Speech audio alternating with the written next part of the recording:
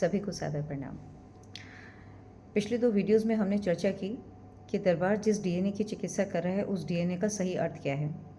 उसका soul journey के साथ हमने रिलेशन जाना और दरबार के जो हवन हैं वो सिद्ध दिव्य हवन क्यों हैं और वो कैसे ऊर्जा प्रदान करके हर मानव जीवन के ऊर्जा पथ को क्लीन कर रहे हैं, है ना, और उनकी ऊर्जा बढ़ा रहे हैं। और यही एक मुख्य आधार है दरबार में स्वस्थ होने का। आज यदि मानव जाति सफ़र कर रही है तो उसका कारण है कि उसकी आंतरिक ऊर्जा बहुत कम है और वो बीमारियों को शरीर से धकेल ही नहीं पा रही। इसलिए डीएनए का अर्थ आपने पिछले वीडियोस में समझ लिया।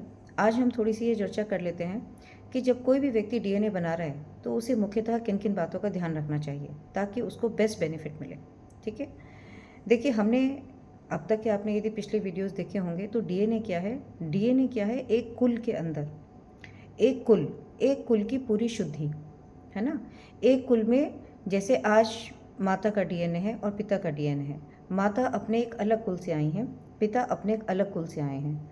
माता और पिता के साथ क्या जुड़ा हुआ था उनके जीवन में, उनका परिवार जुड़ा हुआ था। माता का एक पूरा परिवार था, पिता का एक पूरा परिवार है ना।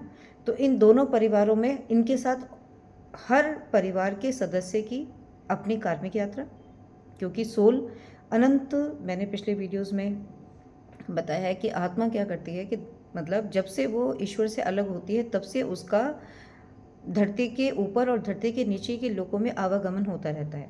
ये ऊपर और नीचे का आवागमन सिर्फ उसके कर्म के अनुसार है। ठीक है, वो अच्छे कर्म करती है धरती के ऊपर के लोकों में स्थान पाती है, बुरे कर्म करती है धरती के नीचे के लोकों में स्थान पाती है।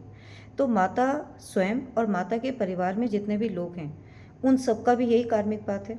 और पूरा का पूरा परिवार किससे जुड़ा हुआ है, अपने पितृ परंपरा से जुड़ा हुआ है, मतलब अपने पितरों से, क्योंकि पितृ ही आधार थे उन्हें जीवन में लाने का। तो ये एक पूरा का पूरा कुल है। इसी तरह से पिता स्वयं और उनका परिवार, आज उनके साथ जो भी रिश्ते हैं, हर आत्मा का अपना एक अलग कार्मिक पथ है, मतलब उनका अपना कर्मों का आधार है। उन्होंने भी अपने अनंत कालों के जीवन में हर जीवन का आधार मतलब क्या है, कर्म। तो पिता के डीएनए में भी जितने लोग जुड़े हुए हैं उनका भी अपना एक पूरा एक कार्मिक पथ है और वो भी पितरों की परंपरा से जुड़े हुए हैं। इसलिए जब भी आप कभी डीएनए बनाएं तो आप इसको ये बात समझ लें कि एक डीएनए का मतलब है कि एक पूरे कुल की चिकित्सा, है ना। इसी तरह से जब गुरु और शिष्य में जाते हैं तो गुरु परंपरा है वो, तो गुरु वहाँ पर गुरु शिष्य परंपरा है, तो वहाँ भी एक परंपरा है, एक गुरु है, उनके साथ जो पूरे शिष्य जुड़े हुए हैं, फिर उनका कार्मिक पथ, फिर उनके पूर्वज, ऐसे।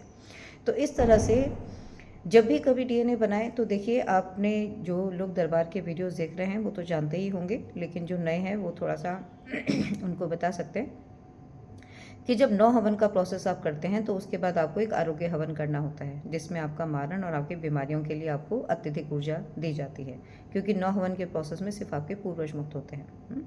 और बीमारी को धकेलने के लिए बाहर क्या चाहिए, और एनर्जी चाहिए, तो इसलिए आरोग्य हवन में उस एनर्जी को बढ़ाया जाता है। और मारण का जिक्र मैंने पिछले वीडियो में किया था कि मारण क्या होता है। ये पहले पुराने युगों में ये क्रियाएं होती थी जो आज भी मानव जाति जिससे सफ़र कर रही है और वो इस सत्य से बिल्कुल अनजान है। और उस हवन के अंदर मतलब आपके ग्रह, आपके नक्षत्र, वो सब चीज़ें भी बिल्कुल बैलेंस की जाती है। आप यदि उसका देखेंगे तो वो बना भी इस हिसाब से है।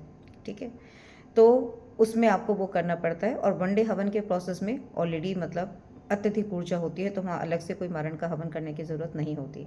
बात कहने का आधार सिर्फ इतना है कि आधार ऊर्जा है। 9 हवन के अंदर कम ऊर्जा है, वनडे हवन के अंदर ज़्यादा ऊर्जा है।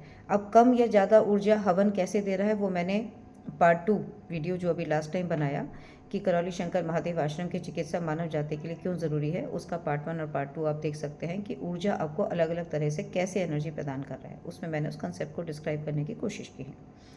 ठीक है, तो वनडे हवन के अंदर बहुत ऊर्जा है।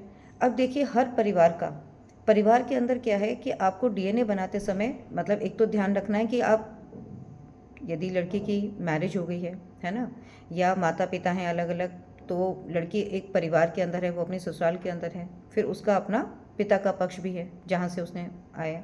तो मतलब यह है कि जीते जी हमें पूरे परिवार को समझ लेना है, और यहाँ पर जो चिकित्सा है वो पूरे एक परिवार की, एक खानदान की, एक कुल की चिकित्सा है। ठीक है, और जीवन में यदि आपको समझ में आ जाए तो दोनों ही परिवार स्वस्थ होने चाहिए। जब लड़की कहीं भी अपनी शादी करके जा रही है ना, तो वो फिर दोबारा आपको ये समझ लेना है कि वो जिस परिवार में, यदि वो परिवार शुद्ध नहीं है तो वो उस परिवार के पितरों के साथ जुड़ जाएगी।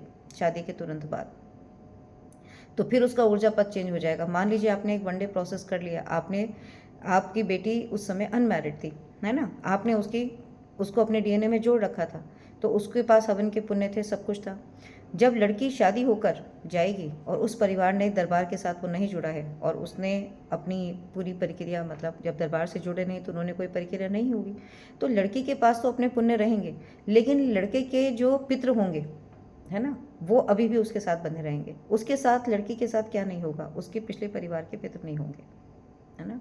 तो मतलब हमें इन बातों को गहराई से समझना है। तो करना क्या चाहिए कि 2 डीएनए जब शुद्ध हों तभी विवाह करना चाहिए। एक बात तो ध्यान रखना चाहिए ये।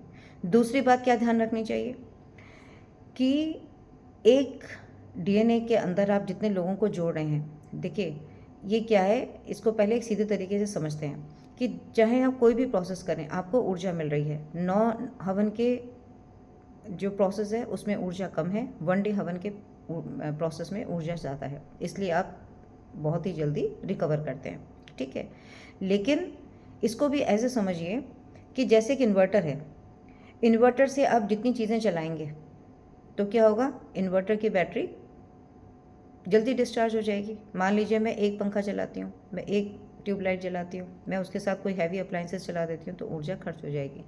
तो यहाँ भी ठीक ऐसे ही है, आप जो भी ऊर्जा कमा रहे हैं, है ना, 1 डे हवन के प्रोसेस से, उसमें आपको ये ध्यान रखना है कि आपको उस पथ के ऊपर चलना है कि जहाँ आपकी ऊर्जा कम ना हो, बल्कि श्रद्धा, आस्था और विश्वास के बल पर आप इस ऊर्जा को अनंत गुना बढ़ाते रहें। तो वो कब बढ़ता है, वो तब बढ़ता है कि जब घर परिवार के सभी सदस्य दरबार से जुड़े हुए हैं, वो दरबार को फॉलो कर रहे हैं, वहाँ तो कोई दिक्कत है ही नहीं, है ना, क्योंकि वो दरबार से जुड़े रहेंगे तो जो भी कार्यक्रम होते हैं वो देखते रहेंगे, तो उनका डीएनए एक बार शुद्ध हो गया, उसके बाद वो अपना मंत्र दीक्षा, तंत्र दीक्षा में जाएंगे तो आगे अपने स्वस्थ करने की उनकी यात्रा है। क्योंकि मंत्र दीक्षा भी मैंने बताया और तंत्र दीक्षा भी बताया कि मंत्र दीक्षा में आपका डीएनए सीधा बाबा जी के डीएनए से जुड़ता है, तो आप फिर दोबारा से एक हाई एनर्जी सोर्स से कनेक्ट हो गए।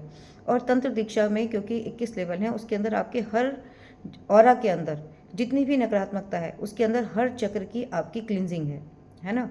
तो फिर जैसे जैसे आप, हमारे अंदर 7 चक्र हैं, तो हर चक्र की के 3 सोपान हैं, तो वहाँ पर आपके अंदर जो अभी नेगेटिव ऊर्जा आपके चक्रों के अंदर संचित है उनकी अभी क्लिनजिंग होनी है, क्योंकि आपका हर चक्र आपके बॉडी ऑर्गन्स के साथ जुड़ा हुआ है, और जहाँ जहाँ भी एनर्जी के ब्लॉकेजेस होंगे वहाँ पर क्या होगा, ऊर्जा की सप्लाई नहीं होगी। जब ऊर्जा की सप्लाई नहीं होगी तो फिर आप बीमार रहेंगे। क्योंकि पहले के पूरे प्रोसेस में देखिए क्या हो रहा है, ये बात यहाँ समझ लेनी है कि आपके साथ जितनी भी एनर्जीज जुड़ी होती हैं, उनकी स्मृतियाँ जुड़ी होती हैं, वो सब जाती हैं, है ना। पितरों की जो स्मृतियाँ आप इनहेरिट करके लाए हैं वो भी जाती हैं, लेकिन कर्म एक बड़ा आधार है। अब जो यात्रा रह जाती है पूरी चिकित्सा के बाद, तंत्र दीक्षा से पहले, मंत्र दीक्षा से पहले, वो रह जाती है आपकी स्वयं की कार्मिक यात्रा, है ना। तो इस बात को अभी एक कंसेप्ट और बताना है, उसको मैं नेक्स्ट वीडियो में बताऊंगी कि कर्म को हमें ना समझना है एक बार, कि कर्म का फल हमारे लिए कैसे डिसाइड होता है। यदि हम इस बात को समझ लेंगे तो हमारे लिए चीज़ें समझना बहुत ही सहज हो जाएगा।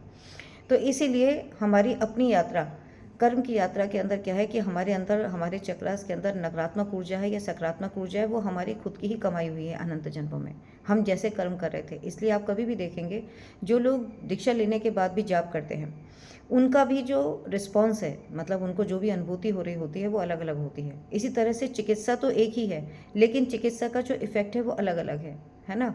कोई दरबार आने से पहले ही स्वस्थ होकर आया, कोई दरबार से जुड़कर आया, कोई दरबार की प्रक्रिया के बाद भी संघर्ष कर रहा है। इन सब के पीछे कारण है। यदि हम कारण को समझ लेंगे तो हम निवारण की ओर तेज गति से जा पाएंगे, है ना।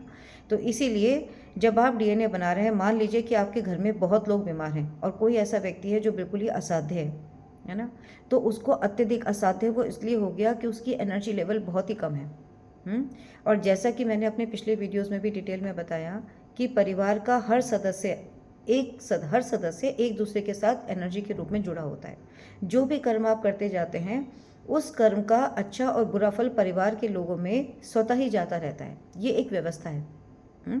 तो उसके अंदर स्वतः ही जा रहा है। मान लीजिए कि एक व्यक्ति बहुत कमज़ोर है, वो पहले ही बहुत ज़्यादा असाध्य रोगों से परेशान है, तो उस व्यक्ति के साथ यदि परिवार के 10 लोग अपना डीएनए बना करके जोड़ के 11 लोग डीएनए की चिकित्सा करने जाएंगे तो उसको लाभ कम मिलेगा, कम मिलेगा। क्यों? जैसे एक इन्वर्टर के साथ आप यदि ज़्यादा इलेक्ट्रिकल अप्लायंसेस जलाएंगे तो ऊर्जा बढ़ जाएगी, तो ऊर्जा का अमाउंट तो कांस्टेंट है ना। आपने एक डीएनए में रखा, 2 डीएनए रखे, 3 डीएनए में रखे लोग, 4 रखे, तो मतलब ठीक है, छोटा डीएनए। और डीएनए लंबा तब सही है जब सभी लोग दरबार से जुड़े हुए हैं, फिर कोई प्रॉब्लम नहीं है ना। तो ये केस टू केस डिपेंड करता है। मान लीजिए घर के डीएनए व्यक्ति के अंदर 2-3 लोग हैं जिनको बहुत ज़्यादा बीमारियां कष्टों से घिरे हैं, तो आप पहले अपने एक राउंड के अंदर अपना पूरा डीएनए पहले क्लींस कराएं, और फिर उसके बाद आप मंत्र और तंत्र दीक्षा से भी अपनी ऊर्जा बढ़ा सकते हैं। तो ऐसा नहीं है कि हर एक के लिए अलग अलग करें, मतलब सिर्फ एक समझने वाली बात यह है कि डीएनए का अर्थ है कि आपके पास भरपूर ऊर्जा बनी रहे।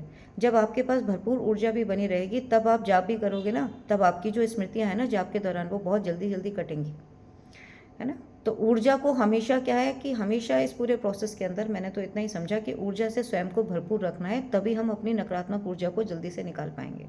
और देखिए, कहीं भी कोई संदेह की बात ही नहीं है।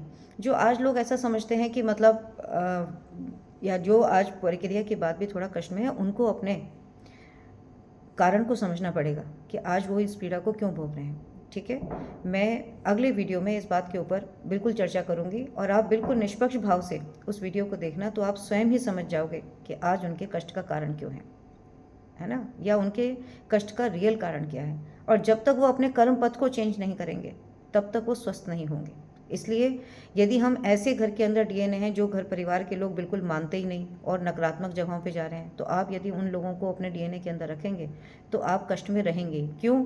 क्योंकि वो स्वयं ही पूरी तरह नकारात्मक हैं, वो नकारात्मक स्थानों से जुड़े हुए हैं, तो वहाँ से भी वो नकारात्मक ऊर्जा ही लेकर आएंगे।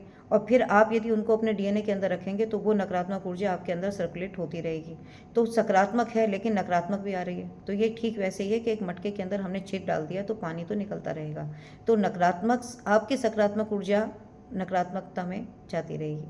तो ऐसे लोगों को ठीक करने के लिए यही है कि या तो इनका वनडे अलग से, मतलब इनको अलग रखा जाए यदि इनको स्वस्थ भी करना चाहते हैं, और मतलब धीरे धीरे उनको ऐसे पथ पे लाया जाए कि जो वो भी, मतलब उनके पुण्य का खाता बढ़ाना है, सीधी बात है ना। और फिर यही है कि हम किसी को नहीं बदल सकते। आप कभी बहुत गहराई से ये बात सोचना कि हम ना सिर्फ स्वयं को बदल सकते हैं। तो सबसे पहले स्वयं को ठीक करें, स्वयं को पूरी तरह स्वस्थ करें, स्वयं को पहले सशक्त करें, और उनकी जितनी मदद कर सकते हैं तहे दिल से उनके लिए मदद करें, उनके लिए स्वयं प्रार्थना संकल्प करें। क्योंकि जब आपकी ऊर्जा ज़्यादा होगी तो आपको उनके अंदर से जो नकारात्मक स्मृतियाँ धीरे धीरे उनकी भी कटेंगी, तो आपके ऊपर ज़्यादा प्रभाव नहीं आएगा। ठीक है, तो डीएनए को यही अर्थ है। और यदि मतलब घर के लोग ज़्यादा बीमार हैं तो उनको पहले एक साथ वनडे हवन कर लेना चाहिए। तो वनडे हवन के अंदर भरपूर ऊर्जा होती है, आप सकारात्मक बने रहते हैं। और वनडे हवन की प्रक्रिया के बाद दीक्षा का बहुत महत्व है, क्योंकि आप जैसे ही दीक्षा लेते हैं, आपको ये बात भी समझनी है कि दीक्षा लेने के बाद भी आप पुराने जितने भी एनर्जी पाथ से जुड़े हुए थे वो सारे के सारे आपके डिस्कनेक्ट होते हैं और आप एक नए ऊर्जा पथ में जुड़ते हैं। वो बाबा जी का डीएनए है। तो जो बाबा स्वयं पूर्ण हुए, है ना, आप जब उनके डीएनए के साथ जुड़ेंगे तब आपका मन बदलेगा, आपका कर्म पथ बदलेगा, आपके मन की इच्छाएं बदलेंगी। जब आपकी इच्छाएं बदलेंगी तो आपका कर्म करने का स्वभाव बदलेगा। जैसे ही आपके कर्म बदलेंगे वैसे ही सब कुछ धीरे धीरे बदलता ही चला जाएगा, और आप कब स्वस्थ हो जाएंगे आपको पता भी नहीं चलेगा, है ना। तो इसीलिए इतने सहज तरीके से मतलब दीक्षा है कि आप उसे बहुत आराम से, कोई भी व्यक्ति घर बैठ करके आराम से कर सकता है। और उसमें भरपूर ऊर्जा, एक एक लेवल में इतनी ऊर्जा है कि वनडे हवन के अंदर भी बहुत ऊर्जा है ना। तो सबसे पहला जो आज ज़रूरत है वो है स्वस्थ होने की। इसलिए स्वस्थ होने के लिए क्या क्या चीज़ें ज़रूरी हैं उस बात का आपको ध्यान रखना चाहिए। तो फिर भी आपके मन में डीएनए को लेकर कोई प्रश्न आए तो आप पूछ सकते हैं। ठीक है, प्रणाम।